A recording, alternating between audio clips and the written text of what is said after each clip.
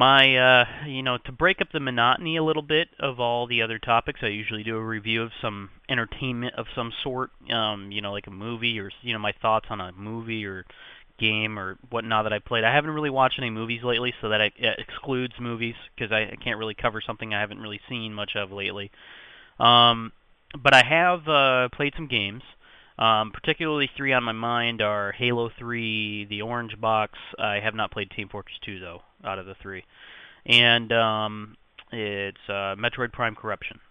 My first thoughts on Metroid Prime Corruption. I just finished it 100% complete. It's always a good feeling when you play an adventure game and you don't have to feel like you're breaking your neck just to get 100% completion in it. It's pretty well rounded, I would say. And the game itself has been pretty good actually. The quality and the graphics are really nice. And I know that it's limited by the 480p projection that it has, but despite the anti-aliasing hogwash and maybe the occasional plant being just like a couple triangles, I gotta say the overall graphics, the lighting particularly, make the image really great. And everything seems to interact a bit. The way you have the visor on at all times, and like if it's raining, you'll see little droplets dribble on your face, and if it gets dark, you can kind of see your own face reflected in the mask, and all those little cool environmental effects. And like the X-ray vision and the hyper mode, everything sort of shifts and tilts, and when you fire your gun, there's a little bit of like heat signature coming out of the end of your gun. That sort of like makes everything a little wavy. Little things like that make the graphics really, really impressive, especially for a Nintendo Wii game. The controllers themselves, the control itself is very, very, very intuitive. However, a little bit hard to get used to because you're going to play this for, if you enjoy it, you get it and enjoy it, and you play it for a while. You're probably going to be playing it for a couple hours at a time, and holding your hands up and doing things like that. It can get a little bit cramping, and normally you can take a second to just chill. But let's say you're doing a 10-minute boss fight, and some of these boss fights are 10 minutes long, especially if it's your first time through. It definitely can get tiring a little bit. And like I was doing a little roll ball puzzle, and I was just like, you hold down the Z button and you just move the analog. That's really all you do for the whole puzzle. And I'm just sitting here holding it, and I'm like, you can't let go, because if you do, you fall, and you have to fuck it up. You have to start over. And my hand just gets like this, and it gets, rigor mortis sets in. And I'm like, Jesus Christ, make the puzzle a little shorter. To sum up my thoughts, definitely a worthwhile adventure game. I wouldn't really call it a first-person shooter, even though it is first-person perspective, simply on account of the fact that it is more puzzle, or I wouldn't even say puzzle. I would say it's more like an adventure type game, where you collect items and you search around for secrets and whatnot. So all those things considered, definitely worthwhile, and highly recommend you check it out. And I'm also going to throw in some comments on the Orange Box. I played Half-Life 2 Episode 2 and Portal. Have not played Team Fortress 2. So that's just to get the background. Half-Life 2 Episode 2. Now, I've never played a Half-Life 2 game, or Half-Life series game, and I've heard a lot of great things about how the most revolutionary series in, like mankind-ism. And to be quite frank, I really don't see it. The gravity gun is cool and all that. And, the engine that builds the game is also very good. But as far as the gameplay goes, and the story is an okay story. It's not, terribly interesting, although because this is Episode 2 and not Episode 1 and Half-Life 2, which do come in the Orange Box, but I did get a chance to play through those. I didn't really get so much of the story per se because, I'm sort of jumping right into the middle of the story. So, after reading up a little bit and then getting started, definitely was a very concise game, and I'm currently on the last level. I haven't actually finished the game, but every point up to now has felt really bad simply because it's very linear, and I don't even know if I really want to finish the game because I'm not really excited or interested by it. One thing that I would like to note is that, if you're going through Half-Life 2 Episode 2, and I'm assuming this is the same for the other Half-Lives, or at least the limited bit of the other Half-Lives that I have played, If you're going through and let's say you're going through a garage, right? And you need to get to the other side of the garage, like the other side of the level. You're going that way, and you're exploring the garage area, and you just started. There's a big area here you haven't even gone through. You see a little vent in the back corner. If that vent can be pulled off, or like you can smash it with your crap. If you can do that, you have to go through that vent. There's no question of whether or not there's a door in the level. If there's a small hole just about as large as you in the wall, you have to go through that hole. There's no other path, and that's part of the linear nature of this game. There are no alternate paths to do pretty much anything in the game. You have to pretty much go through the exact path that they intend you to. And if you don't, you either die or you just waste a lot of time trying to figure out how you can't open the door that goes straight out into the yard you're trying to get into. Because, I'm sure when you get to the other side, you'll see a creative crate blocking the door. But for the most part, it's really kind of shitty the way you sort of get stuck into this extremely linear method of exploring the world. And the thing that really, really sucks about that is that, I really wanted to explore the world with the great engine and the great graphics engine. I really wanted to, go through a large area and just sort of get lost a bit and explore a bit. And what I wound up with was, crawling through vents and going through small holes in the wall or breaking out glass so I can jump through the window. And knowing full well that that was the only path I could take through the level. As implausible as it would sound that I might need to do any of these things, it was the only thing to do because that is the extent of the game's linearity. And as far as Portal goes, much fun, very short, just like a good Flash game, kind of. And it's funny because they made a Flash game based on it that was about double the amount of levels. But, very good. Definitely check out, there's a bunch of communities out there that are doing custom map building for it. Definitely check out some of those maps. I checked out a couple. Didn't beat either of them because they were a little hard. But, definitely a worthwhile concept. And if they could streamline the system that gets the maps out, the custom game, the Portal Custom Games maps website, at least the one that I saw, didn't really use the files that would let you put it into the bonus map area, which is what they need to do. That way you can openly select each one. But when it comes right down to it, very fun game, and definitely it's like a complete package as far as a puzzle game goes. You get the entertaining deadpan humor to keep you through it.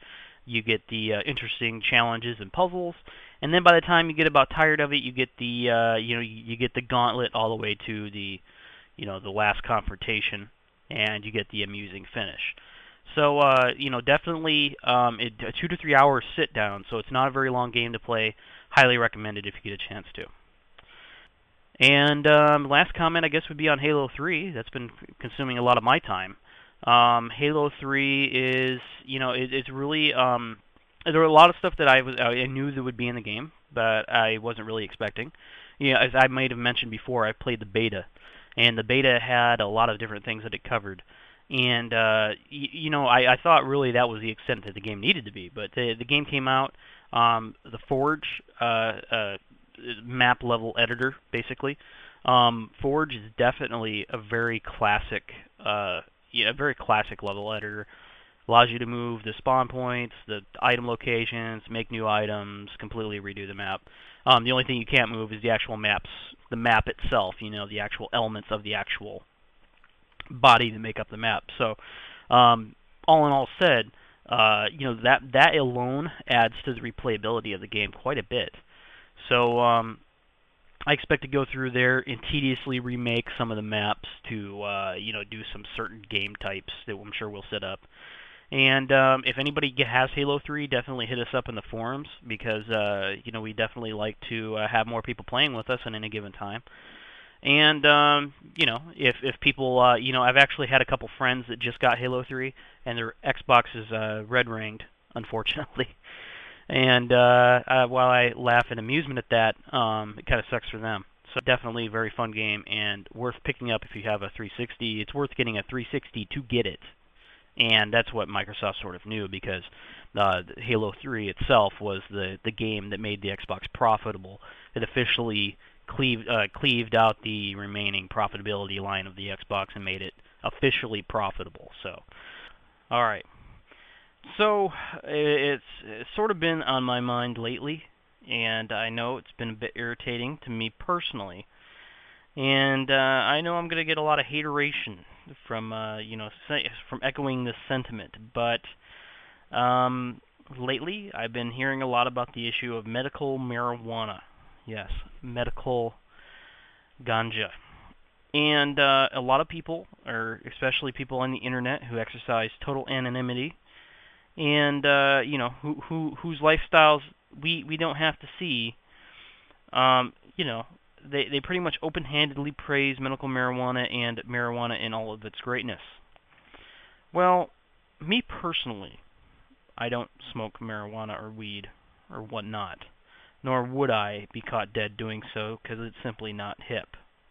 And I'm a hip kid, nowadays. So, and the thing is that a lot of these people purporting, wanting marijuana to be lifted from prohibition, they go about the most ass-ended way of making the argument that they possibly can, to a point where it actually validates the arguments of people who are trying to prohibit it. I'm a person who believes that people can be allowed to consume whatever they please. If you have it and you justly acquired property, you've paid for it, you didn't steal it. If you're going for it, and you have it and it's legally acquired, it's yours, and your body is yours. So explain to me where exactly the government has a right or even a reason to say that you wouldn't be allowed to consume it. Now, that's the fundamental point that I would make when coming to the argument of prohibition and the war on drugs. The human being has no... There's a point in the fact that people who abuse drugs, narcotics, are irresponsible. And there's also the similarly valid point that we already have legalized drugs and legalized intoxicants such as liquor, alcohol, which do the exact same damn thing and are exactly, pretty much comparably identically abused. In fact, if anything, alcohol is one of the most abusive substances on the planet, yet we don't ban it. Because when we tried, there were too many mafiosos that came into power from selling it. And we see something similar with the war on drugs, but it's not so much that's the argument that would put me against it. It's just the fact that government really has no place in the Constitution where it has a legal right to prohibit any of these things. Now to get to medical marijuana. Medical marijuana upsets me for a couple of reasons, as an argument. For number one, it's completely fundamentally void of the actual issue or the actual argument for ending prohibition. It's not an argument for ending prohibition for cultural, or for social reasons. It's not ending for prohibition for rights-based arguments. It has nothing to do with that. It's entirely the argument that marijuana itself has a medical application and therefore should be legalized. And this irritates me for a number of reasons.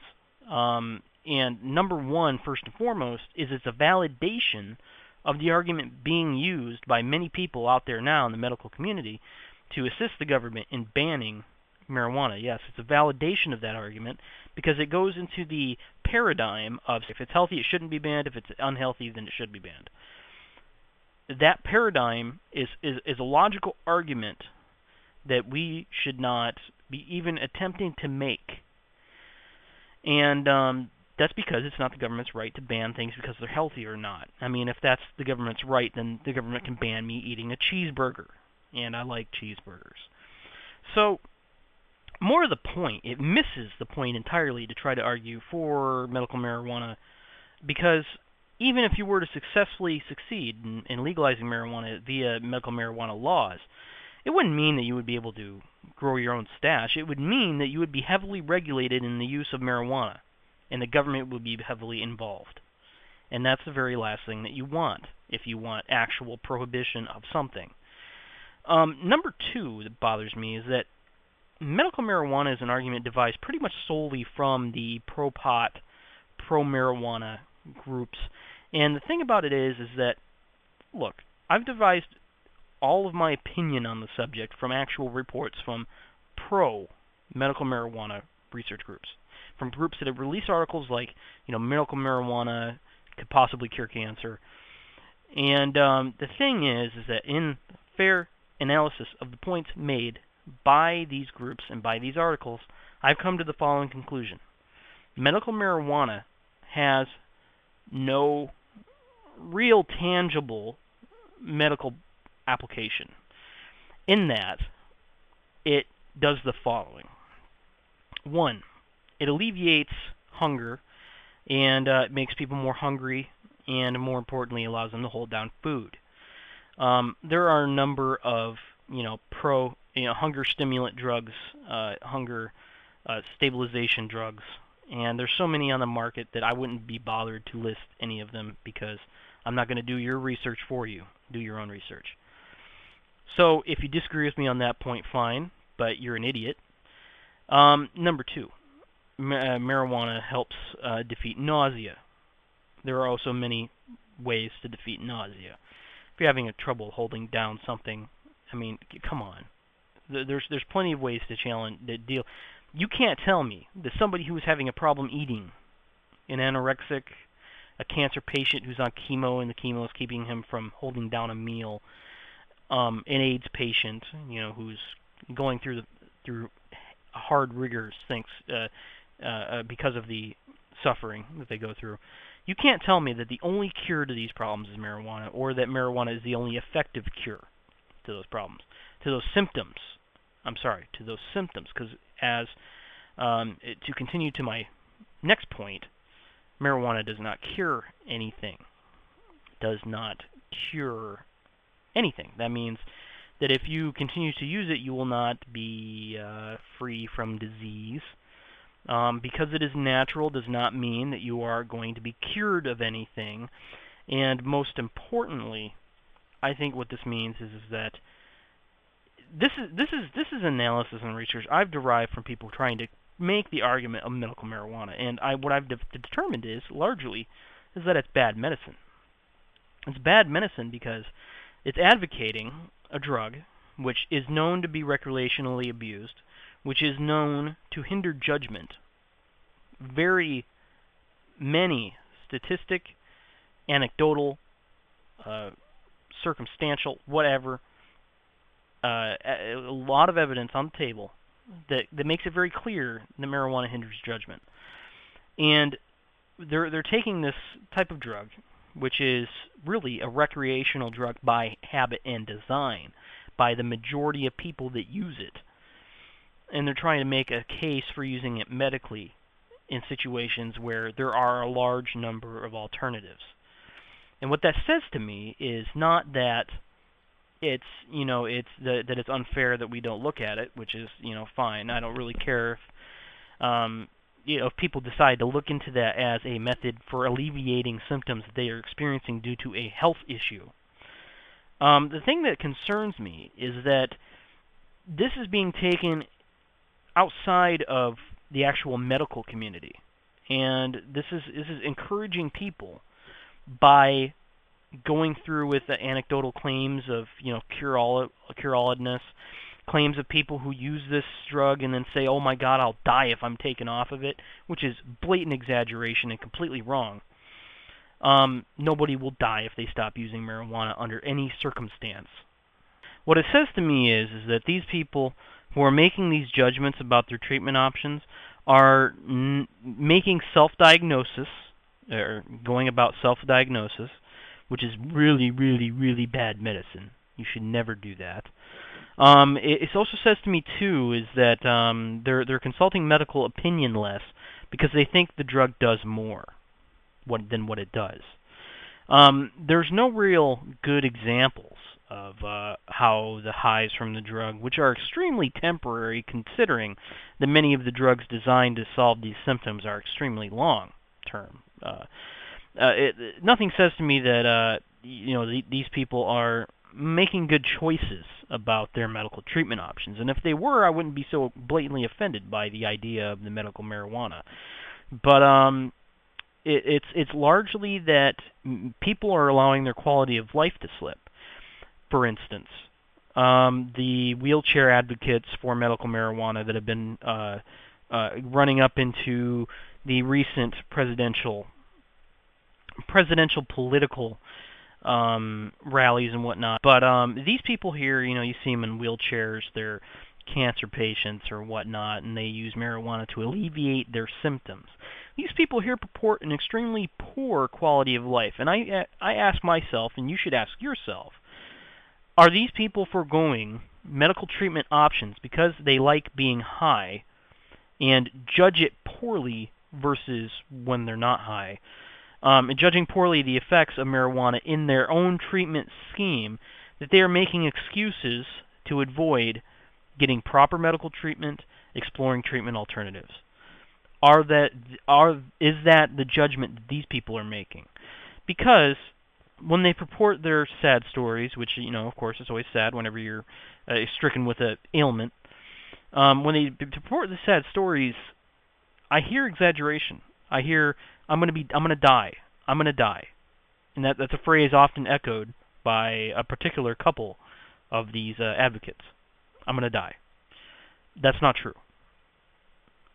Not true. There's no medical evidence to suggest that you're going to die. If you feel like you're going to die, it's because you feel so awful because you haven't been taking any other medicine besides weed.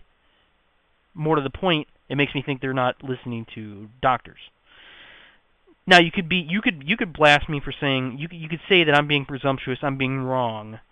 I'm being wrong to assume that is the nature of, what's going on here. You could say that I'm completely wrong. You could probably even cite reports that might substantiate your opinion. But what you will not say is that my opinion is based on some sort of coercion by anti-marijuana, pro-war on drug people. Okay? And one of the reasons you can't say that is because I derive this opinion from reading the articles that support medical marijuana. All right? And I'm not going to sit around and make arguments in this particular segment based on anti-medical marijuana arguments, such as the argument that it increases depression when used in significant doses, that it causes an increased chance of psychosis. Those things are claims made by anti-medical marijuana advocates and medical groups, various sometimes nonpartisan, sometimes partisan medical groups. I will not go into those arguments here. I mean, you can argue that yourself, or you can go read about it, whatnot. I won't go into those arguments here because those are from sources that are anti-medical marijuana. And one of the big points of detraction that medical marijuana advocates take is that they say people who disagree with them are brainwashed, government brainwashed people. That these people are going off ideas that they got from some sort of school education or whatnot. And what I'm saying is that you can't show me a medical application for marijuana besides the following already discussed listed uses. And also, I did fail to mention the treatment of glaucoma. And if you ever ask me if I think medical marijuana is a good thing for you to be on or taking, the first question I would ask you is, do you have glaucoma? If you do not have glaucoma, I would suggest exploring medical alternatives, as they may increase your quality of life and you may not know it. And another one of the last great medical marijuana arguments is that there's a separation between natural herbal treatment and synthetic treatment, as in taking the drugs that are components of marijuana and making them pills or other consumables, that can be more readily applied to a subject. And there's a really base incorrect presumption that these two things are any different. They are different, of course, because of the methods they use to ingest. You obviously don't smoke a pill. But the chemical effects that they have on the mind are not different. I mean, obviously, deliverance system will control the chemical intakes and whatnot. But getting a synthetic compound that is based off THC or cannabinoid of some sort, and making that into a viable treatment option, that is not different fundamentally from any other medical application purpose. And I think that's another important point to make, because there's a lot of correlations that are being drawn between synthetic and natural treatments. The idea of natural treatments is New Age medicine, herbal treatments. And I don't need to get into that subject to explain how much bullshit that is. That in itself is its own argument of crap medicine. And what I feel is that these people making these arguments are doing so in the futile gesture of trying to find ways to legalize their recreational habits by making a faux medical argument about it. I would say simply this.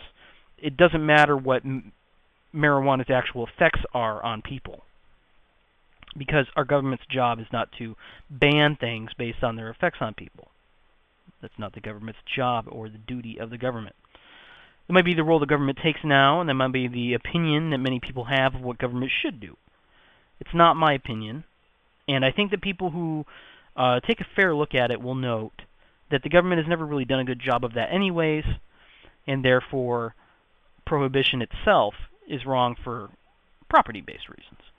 It's wrong because, if it's yours, then the government does have no right to tell you what to do with it. And if the government can tell you what to do with it, then it's not yours. It's a contradiction of terms. It's not your property if the government can tell you what to do with it. It's the government's property. And if the government tells you you can't have it, that's more to the point. So I think that pretty much sums up my medical marijuana viewpoints, and I'm already going to get a lot of hate for that. But if you differ, for one, if you differ, you probably are biased. I think that I've been as objective as humanly possible on the subject, and I'll just flat out state that I am more objective than you if you disagree with me, because I am right and you are wrong. This is my video blog, so I get to say that. And more to the point, I don't really care if people have a differing opinion about the medical aspect of marijuana. I mean, I don't mind. I don't really care if they dissent with my viewpoint that marijuana is barely a symptom treatment, a symptom alleviation, relief medicine, more so than anything else, because it doesn't cure anything. There's not a single disease you could name that it cures, or ailment of any sort that it cures. But more to the point, I mean, I don't really care about that argument per se. It's just that it's bad reasoning, and bad reasoning tends to spread into bad thought, into bad ideas.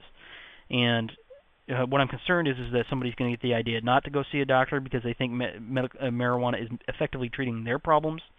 That people are going to take anecdotal evidence about medicine and use it more readily because of the example of medical marijuana, and that people are not going to get a better quality of life because they're relying too much on a drug that is intended and distributed, namely, for one purpose, and that is recreational use. And I don't care if people want to use it recreationally or not, even though they are a little bit more boring and dumb as a result. And, of course, we can take that up with marijuana culture advocates at some other time. So, all in all, just say no. And it's not the government's job just to say no. It's your job just to say no. Don't be a dope by doing dope. And, yeah, that was more or less the point I was getting at, is don't be a dope. So, yeah, I think that pretty much sums up my viewpoints and whatnot. And if you disagree, that's your own problem. More to the point, I think it would be very effective if we just nipped it in the bud and got to the real point of the war on drugs, that is, the expansive resources being used to do something that the government does not have in its proper enumeration of terms of actual authorities have the authority to do. It doesn't have it. It doesn't have it. There's not an example you can make that justifies that it does. All right, so I think that's pretty much as wrapped up as it's going to be on that one. For my personal icon segment, I thought I'd cover Socrates, the great Greek philosopher. Most of the life of Socrates was written by his students, such as Plato. His dialogues were really characterized, and his life story generalized, and not only in myth, but in sort of a narrative or storytelling method. So he, like many historical figures, it has some sort of a mysterious actual background. Nobody knows exactly how much is true about the life of Socrates as wasn't. However, it is pretty evident that he did teach a decisively influential group of philosophers in Greek history that became the overall foundation for all Western philosophy. So his contributions then were great, regardless of the methods that history uses to remember him. A lot of the fundamentals of Socrates' life was that despite being informed in the stories of Socrates, he was informed when he went to the oracle, Phoebus Apollo's oracle, by the way, that he was in fact the wisest man around, and he didn't believe it. So he took his investigatory nature and he applied it to many of the great Greek philosophers. And through inquiry, he managed to come to a general life philosophy that that we all basically don't know. We don't know what we think we know. We don't know a large segment of it, and we are in our own way ignorant of different elements of philosophy and ideas. And through inquiry, we can find ways to challenge those ideas. And this was actually called the Socratic method, and it's still a large central part of the way that people think nowadays, and when they think about philosophy or ideas or in general. Even lay people understand this concept, which is part of its influence. A part of its influence is that through questioning we can come to understand a lot more about things. And this is part of, at least in the tales, in the illustrative life told about Socrates, this is really big fundamental influence in his life and death. He was tried for heresy against the gods and whatnot for questioning so many elements of Greek culture and Greek life. And he had a fundamental respect for that. He had a respect for the law. He had a respect for society. So he was actually sentenced to death for his ideas.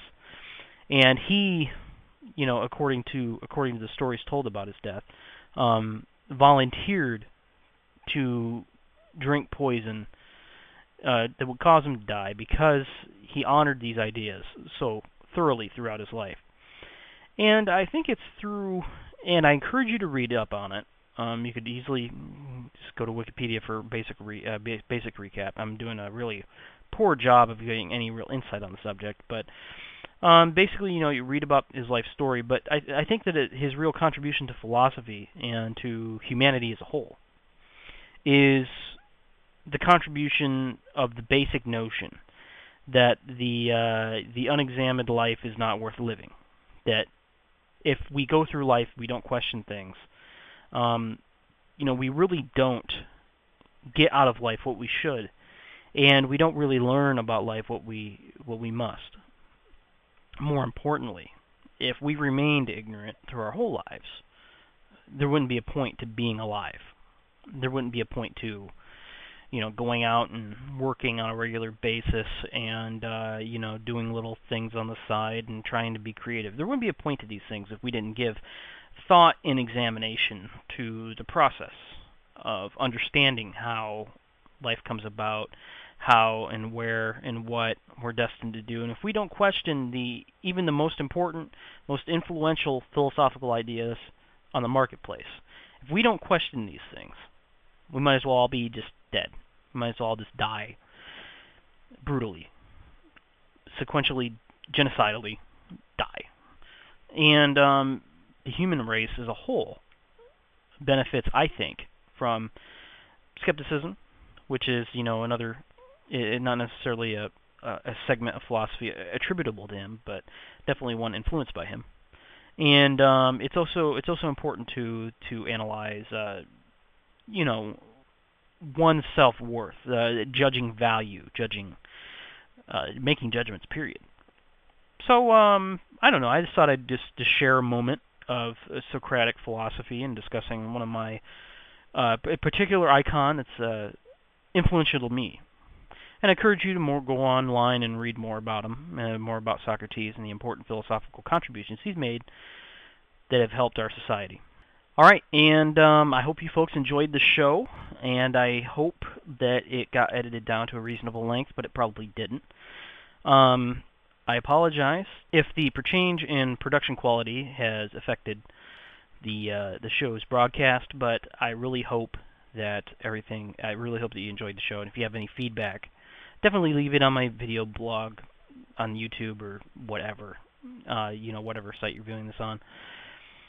All right, and thank you very much, and hope you folks have a good evening, and I hope to see you more frequently. Hopefully, this is a little bit easier to do than the prior methods, so hopefully this is going to be a little bit more frequent updated, but we'll see. I'm kind of a flake when it comes to things like that, as you saw with the fact that I left it for 3 months before coming back to it.